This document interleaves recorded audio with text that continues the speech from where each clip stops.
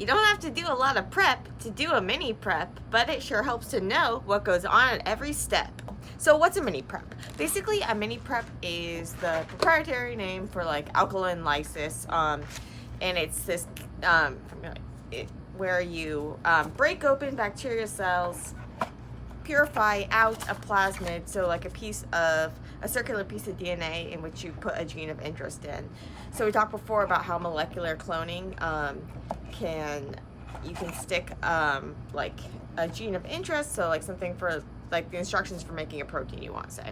You can stick it in the circular piece of DNA and then stick that in bacteria with transformation, and then that bacteria will make lots of copies of it, and they'll also make copies of the protein depending on the bacteria or whatever. But a lot of times you want to get that plasmid, you just want them to make a lot of copies, and then you want to take that out and see what, make sure like it got in there okay, or maybe you just want a lot of copies of this for doing something down the line.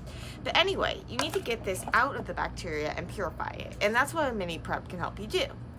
And it uses a variety, it uses like several buffers and things I'll talk about. But basically what it's going to do is, so inside the bacteria, there's not just the plasmid DNA. The bacteria also has its own DNA and all that other stuff.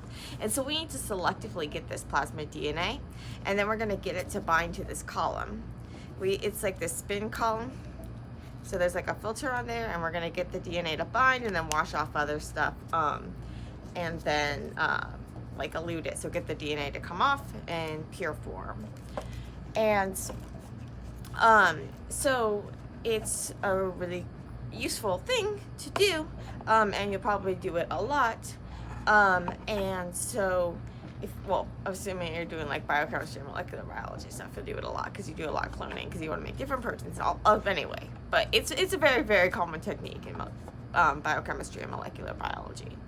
So how does it actually work? So I'm always one of those people who doesn't like black boxes and likes to know what's going on in every single step of everything. And it really helps for when you're doing kit-based things in biochemistry, so that you can know like if there's a problem, what you might have done wrong, various steps. Anyway, plus it's just cool. The basic idea, I'll go into the details in a minute.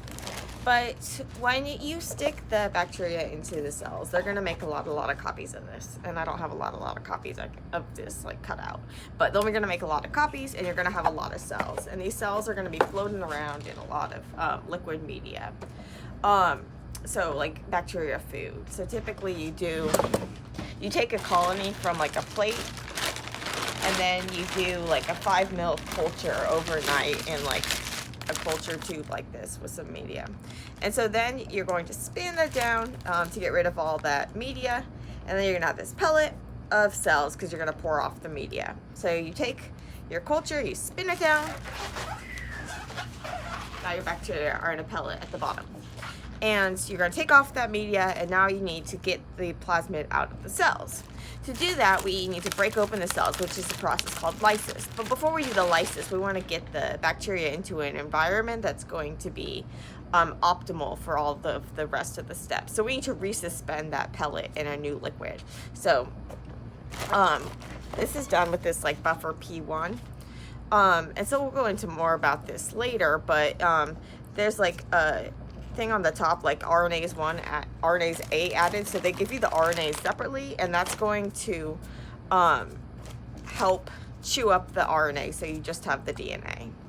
And then the other steps are going to help us make sure that we just get the plasmid DNA and not the bacterial DNA. But yeah, so you add that separately, and then you keep it in the fridge. And you also add, you can add a pH indicator. And so this pH indicator is going to be this like lyse blue or whatever. It's important, well, I mean, it's not necessary, but it's going to help you make sure that the lysis goes completely and that your pH is in the right range, and all of that stuff, which is good because the pH we're going to talk about, we're going to be manipulating the pH in order to selectively get our plasmid DNA. So we resuspend our pellet in this buffer, which is going to get things ready, and then we're going to do the lysis. And so this has its own buffer.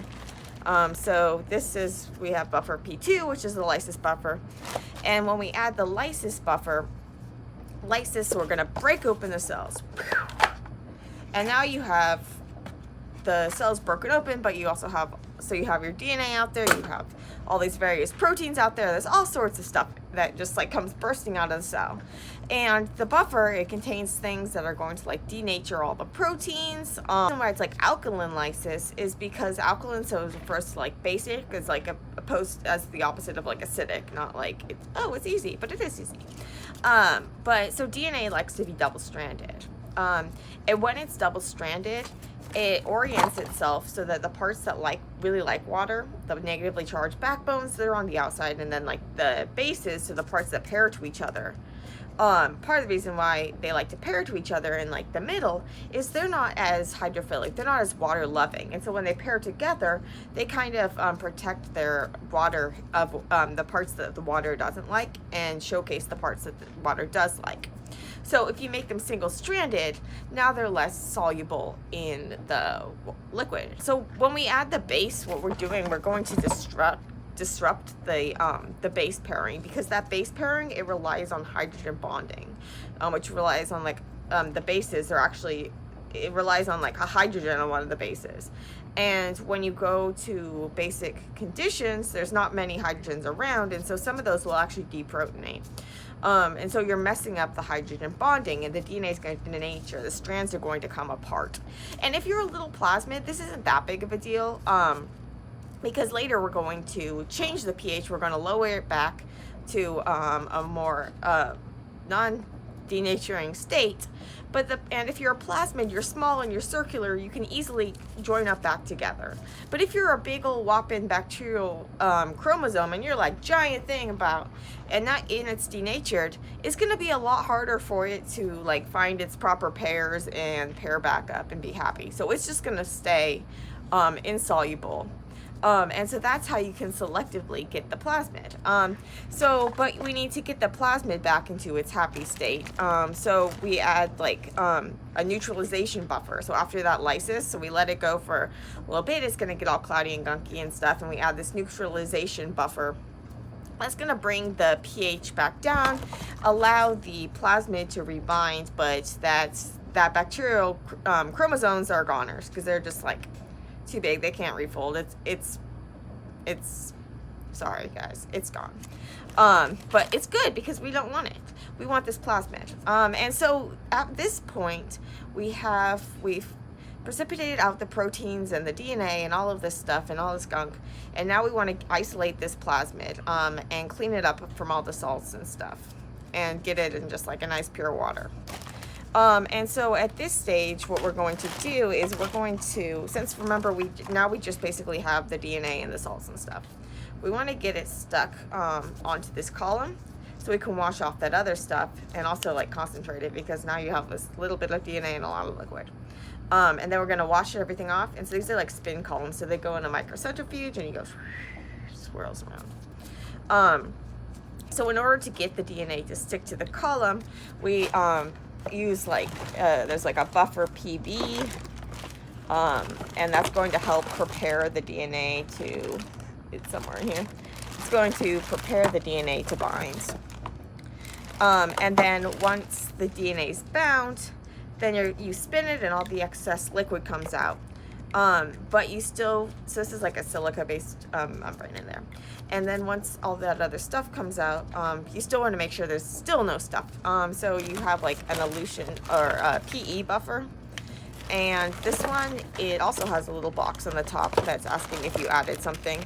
But in this case, it's asking if you added ethanol. So it doesn't come with the ethanol. You have to like add the ethanol separately.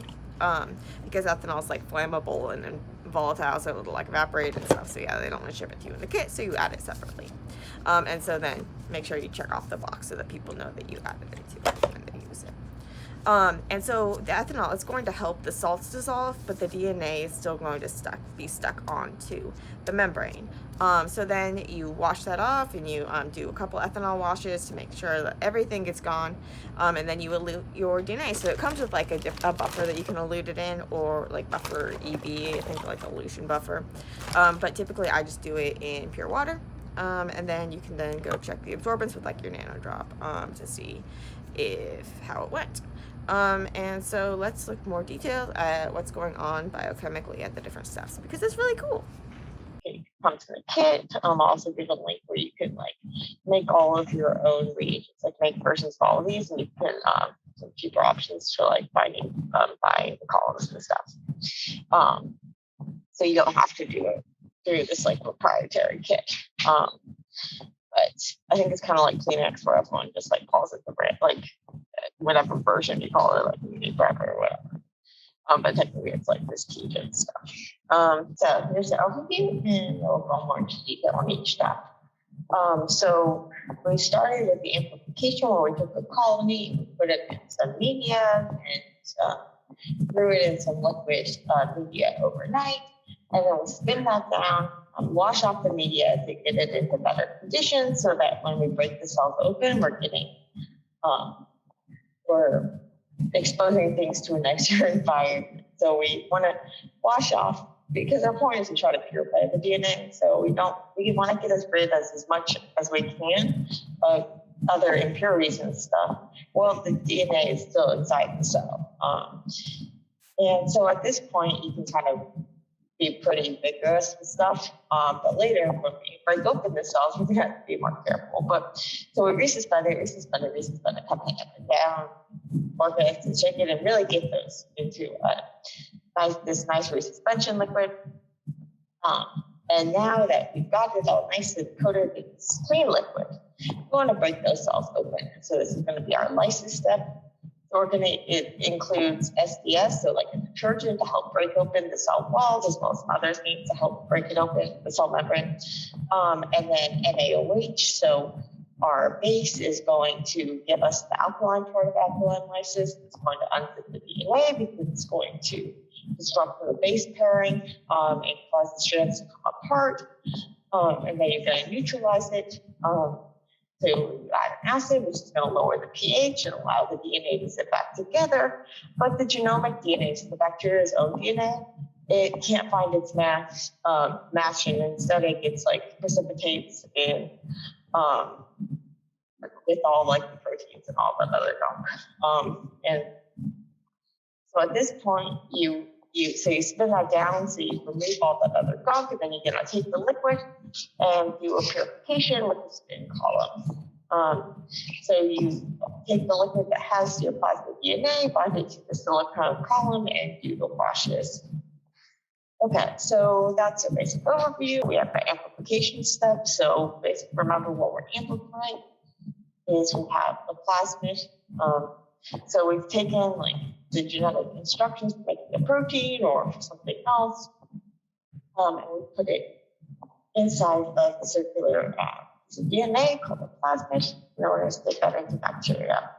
And the plasmid, it's extra chromosome, so it's swimming as itself. So the bacteria has its own DNA, its own chromosome, its own genomic DNA. And it's going to let this plasmid hang out with it.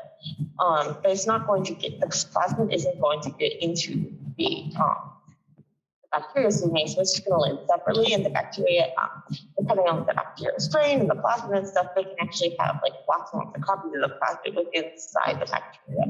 So if your goal is to get a lot of DNA, you can use like a high copy number. Plasmid nice, so you can, or stem cells, so that you can get like lots and lots of this plasmid to purify out. But if you're just doing this because you're making a protein or something, you're still going to do this like mini prep, because you want to make sure that you actually got the correct insert in there. So you're going to purify this DNA out, and often you actually do this in a different strain. So you start off, and so you have like expression strains and cloning strains of bacteria. So you're going to make copies in like cloning version. With cloning cells, which can make a lot of copies, and then you can purify out those copies and put them into other cells, which are better at making the protein for you. But so that's why you might have to be doing. Those are a couple of reasons why we wanted to do a mini prep. And so, so in addition to the gene of interest, you also have like an antibiotic resistance gene. So this allows you to do selection. So when you grow this on food, like bacteria on these like plates, these agar plates, with this antibiotic, then the cells that have the plasmid are going to be resistant to that antibiotic. So they're going to be allowed to grow, and they're going to grow in these like form these colonies, so these like poopy dots on this plate. And then that's what we're going to use to start those like overnight cultures and make those small little, let them make lots of puppies in this liquid, so we can get lots and lots of cells. And then we can do our mini prep. So let's look at the mini prep. Okay, so we've done that overnight growth. And so now they're in like LB media, so it's like solid graft. And so we want to remove that media so that we're going to resuspend it in a nice clean liquid buffer. So a buffer is something, I use this term a lot, it's just something that stabilizes the pH. And typically we refer to just like any solution or whatever that we're using. So some mixture of like salts and pH stabilizers, various things. So you have different buffers, and so each of these steps or whatever has its own buffers. So those are just like different cocktails for doing what we want. So this, our buffer, so the actual like pH buffer in this is tris. And so they can give and take protons in order to stabilize the pH. So pH is a measure of protons, which are H+. And so the proton first can give and take protons in order to keep the pH stable. And so here, this buffer is about 8. And then it has glycerol, which is going to keep the cells from bursting for now. And it also has the RNase A, which is that thing you add. So it's going to degrade the RNA once you open the cells. So remember when we did the like RNA extraction talk, we were trying to prevent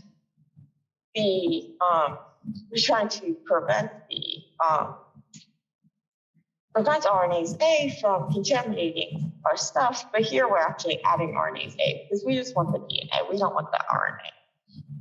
And so we can, RNase A, it actually gets the RNA to attack itself. So it depends on that like OH of the RNA.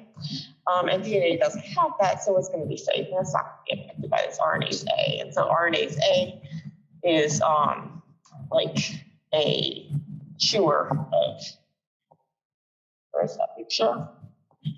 RNase A is a nuclease, which is like a chewer of DNA. Or RNA, and in this case, it's a ribonuclease, so it's just selectively choose the RNA.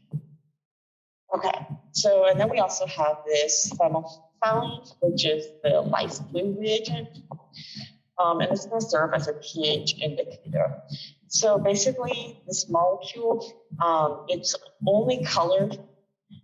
So it's like colorless until you get to a high pH, so a very basic solution for like around 10. Then it's going to deprotonate. When it deprotonates, it actually changes color and it turns blue. And so this is going to serve as an indicator that we are like lysing all of our cells. So we want to make sure that we lyse all the cells. And so it helps you have the color to be able to like see that it's all like your entire thing gets colored. So you're giving that buffer to all of the cells, and then later when we neutralize it, it'll turn back to clear, and that'll let us know that we've successfully neutralized. But this is like an optional thing. It's not in any way required. Okay. So now we're going to do the lysis step. So lysis is where we're going to break open the cells. And so what are we, this thing has EDTA, so basically in a bacterial cell, so we're typically dealing with like some strain of E. coli. So it's a harmless form of E. coli. And these cells have this like double membrane thing, and this like periplasmic space in between them, with these like peptidoglycan cell walls and stuff. So basically we have a lot of barriers to get through, and we want to break them open. So these, in the membranes, they have these lipid tails, which are hydrophobic, so they're water excluded, and they're going to hang out in the center. And then these hydrophilic heads, so these like water loving heads. And these heads, so these orient themselves so that the negatively charged heads are actually facing out towards the water. And when you have a bunch of negative charges next to each other, negative charges can repel each other, and so this can be kind of like a destabling if you have all these negative charges next to each other. However, so they typically in bacteria, they have like in a solution or whatever, they have cations, and they have positively charged molecules like magnesium and calcium that are helping stabilize the membrane by neutralizing those negative charges so they're not like clashing with one another. And so this buffer, the lysis buffer has EDTA. So EDTA is a chelator, so it's a molecule that can like bite down on a metal. So it can bind a metal in multiple places, and this hides it from the bacteria. So the EDTA is going to remove those metals and destabilize the membrane because now all those negative charges are exposed. And this is also going to help pave the way for SDS. So SDS, you might remember from SDS page, sodium sulfate. It's a detergent, like an artificial soap, and it has this long hydrophobic, so water-avoidant tail, and then this hydrophilic head. So kind of like one of these lipids, except that it only has like a single tail type thing, whereas these have these two, or these have these bulkier groups or whatever. So it's better able to like slither in between things. So it can, but it has these part, like this part that's like the lipid, so it kind of can pretend to be one of these lipids. It can pretend to be like one of the lipids that makes up the membrane. It kind of like sneaks in there, and wedges things up and breaks everything open. And this is also also in this membrane, there's a lot of proteins. So we typically, although we only usually draw like the phospholipids, there's a lot of proteins embedded in here as well. And just like SDS page can denature the proteins so that they unfold them so we can separate them on a gel with SDS page in order to see their sizes. The SDS is also going to denature the proteins in here. And so all of this is going to help you break open the cells. And then the lysis, the alkaline part, remember? So it has NaOH, so sodium peroxide, which is a base. So it is something that will take a proton. So because when this is like dissolving water, you have NaOH minus, and OH minus will take a proton, become water, so it acts as a base. And where is it going to get the protons from? Well, it can take protons from the bases of the DNA. And so pH is the measure of proton availability. And so when we're talking here, we have a high pH, which means that we have a not very many protons because it's a negative inverse log thing. So it's an inverse log. So the more protons you have, the lower the pH. So high protons is acidic, low protons is basic. And so we have this basic or alkaline solution. And this means that things are less likely to find a hydrogen, find a proton, and so things will be less likely to be protonated, and they'll be more likely to be deprotonated. And so if we look at the bases of DNA, so the bases are the part that's important for the strands of DNA to come together. So it's like hydrogen bonding. And this hydrogen bonding is important because not only does it provide that like ability for one strand to serve as a template for the other strand because these pairings are specific, but it also helps hide the hydrophobic parts of the bases in the center. And so you can see that, so we're depending on this hydrogen bonding to keep them zipped together. But if you're at a high pH, you can actually have some of these deprotonate. And this will disrupt their bonding, leading to them to denature the strands to come apart. But the strands are still going to stay strands because these bonds aren't going to be affected. The bonds between them won't be affected. But your strands are going to come apart. So we've done the lysis, and now, and the other thing to mention is that you wouldn't want to do like alkaline lysis for like RNA or whatever, because RNA can actually hydrolyze at high pH. So under basic or alkaline conditions, the OH can actually take a hydrogen from the that extra OH group that RNA has, and then that can attack itself, and then you get a broken chain. But DNA doesn't have the O, so it doesn't have that problem. So this is the same reason why RNase A isn't going to attack, mess with DNA, is that that RNase A does like a similar type of thing. So now we have this, we've denatured all the proteins and stuff, and they've all precipitated out as gunk. And we have the unzipped our DNA. And now we want to rezip the DNA, but just the plasmid DNA, remember, because the big gDNA is going to get tangled up with everything else because it can't find it able to zip up well enough before it gets precipitated out with all this gunk. And so even if the proteins were still soluble and they hadn't precipitated out yet, when you neutralize it, you're adding potassium acetate and acetic acid. It's going to turn acetic acid. They go between the two because this is like the base, the acid form and the base, conjugate base, and then with this counter ion. But the basic thing is you have this potassium acetate. And so what you're giving is like a mixture of potassium acetate and acetic acid. So a mixture of these two forms. So it's like the same molecule, but just like the base and that conjugate acid and the conjugate base forms. And this form has potassium bound to it. So this potassium will then bind up to the dodecyl sulfate. So the sodium dodecyl sulfate, so when we add SDS, that has a sodium counter ion. Here, when you have potassium, this is going to be insoluble.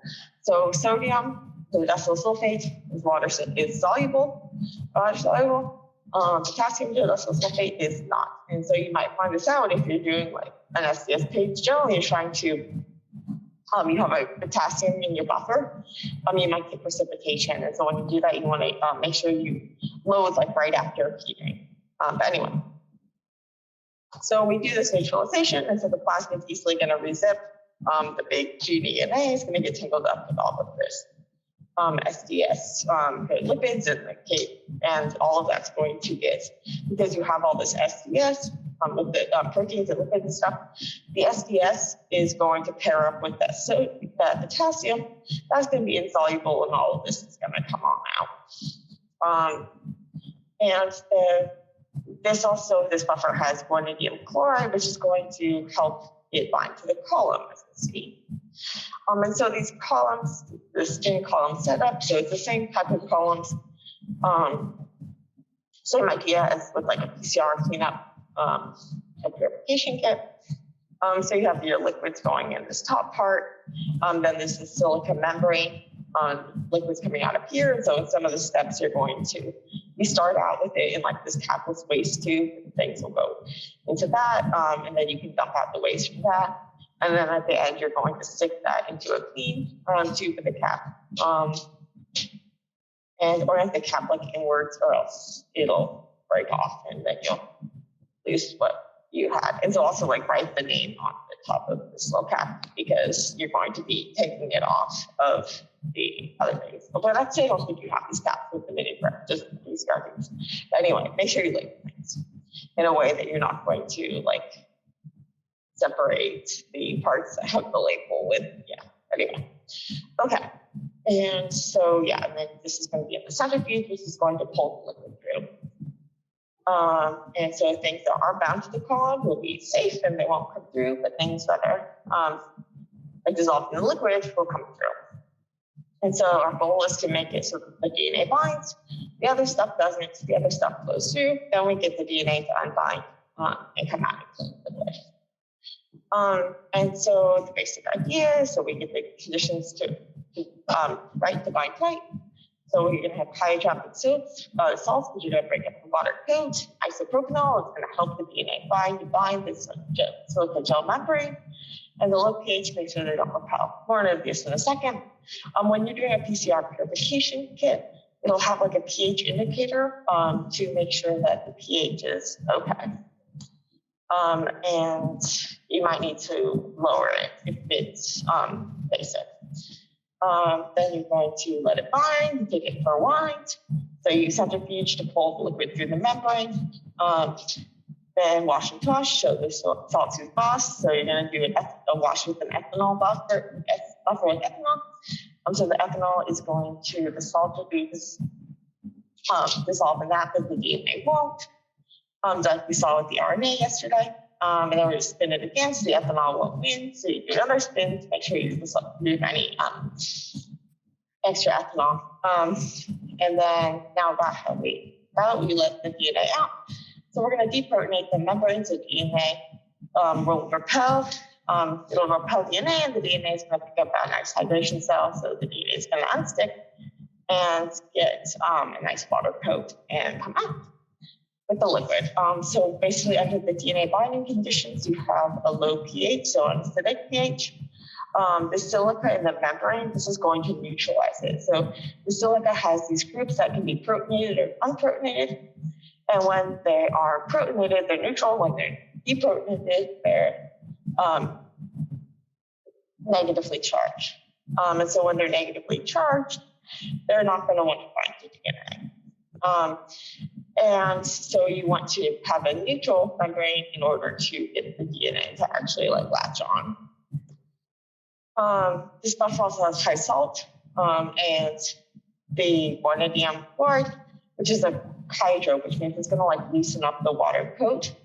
It's also going to denature any proteins. So when we do, so if you're doing a PCR purification or whatever, you have DNA polymerase in there.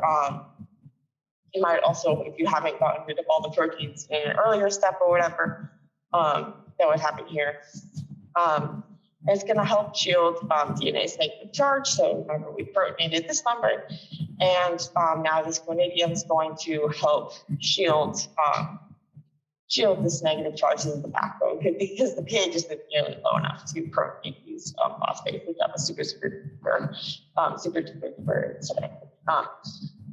And so then the isopropanol is going to do that dielectric constantly lowering I was telling you about yesterday, where it kind of makes the solution less polar overall, and kind of disrupts makes it less foggy, molecularly foggy kind of, so that charged things are better able to find each other at a lower dielectric, whatever. There's less shielding between them. So this is going to allow them to interact and help kick off the water. So it's kind of although it's less water, it's not just pure water or whatever, it's the water's not going to hog it. Yeah, so it's just from yesterday. So now the DNA is going to be bound to the silica. And we want to remove the salts while the DNA is bound. And so ethanol is going to do that. But yeah, so you're going to spin it twice though. You might be why do I have to spin this twice? But you want to remove the ethanol because you're not going to be able to easily remove it later. And then you are going to, at this point, you have the elution. You're going to elute it. So this is in the buffer and water. But it's going to be at a higher pH and a lower salt or no salt. So at that lower pH, at the higher pH, the silica is going to deprotonate and now be negatively charged. So it's going to repel the phosphates in the backbone, and the DNA is going to come out, and now there's plenty of water, so it's going to get the water coat that it wants. And you'll have nice pure DNA. And then at that point, to make sure you have nice pure DNA, often what you do is use a nanodrop or an active spectrum square. And basically, this is going to shine light through and see how much is absorbed. And by looking at the absorption at different wavelengths, you can get an idea about how much how like pure the DNA is, as well as the amount of the DNA, like the yield. So if you're looking for pure DNA, we want about a 1.8260 over 280, greater than 1.8260 over 230. So the salts in the phenol are going to, I guess this the salts in this case would be at 230, and then the protein contamination is going to come from 280. And you can also get skews and stuff if you have any other things left over in that reaction, which is why you want to do those washes and everything and extra spins.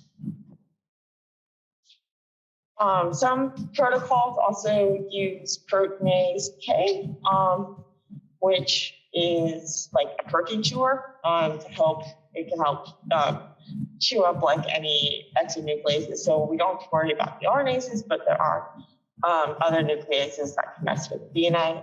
So sometimes you see that added, but also like the urea, the chitopes and stuff are going to, or sorry, not the urea, the chitopes and the SDS are going to help neutralize the proteins too.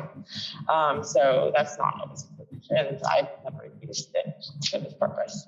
Maybe if you have problems with protein contamination. As the name Miniprep might suggest, there are also other kits, like bigger versions of it. So here is a maxi kit.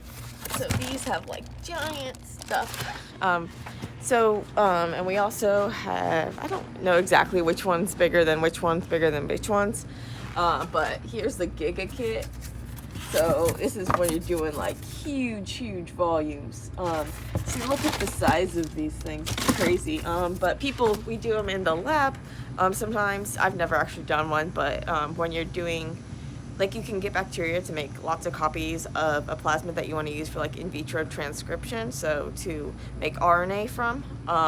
So you grow like tons and tons of bacteria. Like you're doing like, instead of like that 5 mil culture, you have like big Earl Meyer flasks, like if you were doing an expression.